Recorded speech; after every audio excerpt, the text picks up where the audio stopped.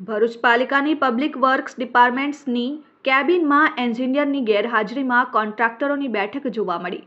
વિપક્ષના નેતા શમસાદ અલી સૈયદ અચાનક પાલિકાની પબ્લિક વર્ક્સની કેબિનમાં જતા કોન્ટ્રાક્ટરો ફાઇલો ચકાસતા કોન્ટ્રાક્ટરો ઝડપાયા હતા અને જ્યારે વિપક્ષના નેતાએ તેઓને પ્રશ્ન કર્યો તો કોન્ટ્રાક્ટરો કેબિન છોડીને ભાગી નીકળ્યા। આ અંગે શમસાદ અલી સૈયદે ગંભીર આક્ષેપ કરતા જણાવ્યું છે કે જ્યારે કોન્ટ્રાક્ટરોને કચેરીમાં જ ફાઇલો તપાસવાની સત્તા મળે છે ત્યારે અગત્યની ફાઇલો ગુમ થાય કે ચોરાય તો જવાબદાર કોણ?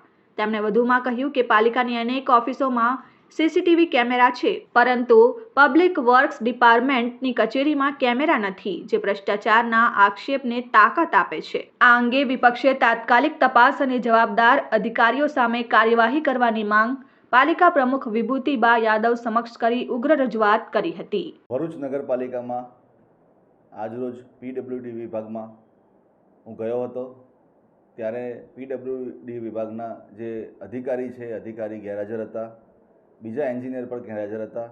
બંને કેબિનના અંદર કોન્ટ્રાક્ટરો પોતાનો અડ્ડો જમાવીને શાંતિથી ત્યાં એસી ચાલુ કરી પંખા ચાલુ કરીને બેઠા હતા। ભરૂચ નગરપાલિકા કહી શકાય કે કરોડ રૂપિયાની જે બજેટના ઉપર ચાલતી નગરપાલિકા છે ત્યારે મહત્ત્વની ફાઇલો જે છે પીડબ્લ્યુડી વિભાગની એ કેબિનમાં રહે છે। અસંખ્ય ભ્રષ્ટાચારની ફરિયાદો આ વિભાગમાં થયેલ છે। રોડ રસ્તાની કામગીરી જે સમય મર્યાદા હોય છે કોન્ટ્રાક્ટરની, એ સમય મર્યાદા પહેલાં જ રોડ રસ્તાઓ ધોવાઈ જવાના બનાવો, રોડ રસ્તાઓ તૂટી જવાના બનાવો બનેલા છે। ઘણી બધી ફરિયાદો અહીંયા પેન્ડિંગ હોય ત્યારે કોન્ટ્રાક્ટરો કઈ રીતે અધિકારીની ગેરહાજરીના અંદર કેબિનમાં બેસી શકે। આ મુદ્દા પર નગરપાલિકા પ્રમુખ વિભૂતિબા યાદવે પણ પ્રતિભાવ આપતા જણાવ્યું કે પાલિકા અધિકારીઓ કેબિનો છોડીને જતા રહે તે યોગ્ય નથી। આ બાબતે પાલિકા દ્વારા તપાસ કરવામાં આવી રહી છે અને બેઠક યોજી કાર્યવાહી કરવામાં આવશે। વિવાદમાં રહેતી ભરૂચ નગરપાલિકા દ્વારા આગામી દિવસોમાં ક્યારે અને કેવી કાર્યવાહી કરવામાં આવે છે તે તો હવે જોવું રહ્યું।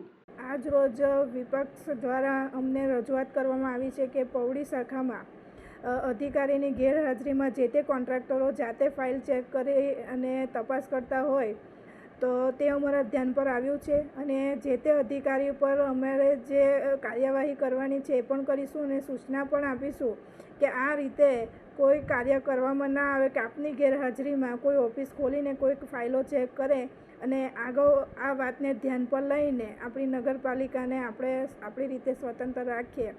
Sachin Patel, RN news, Bharuch.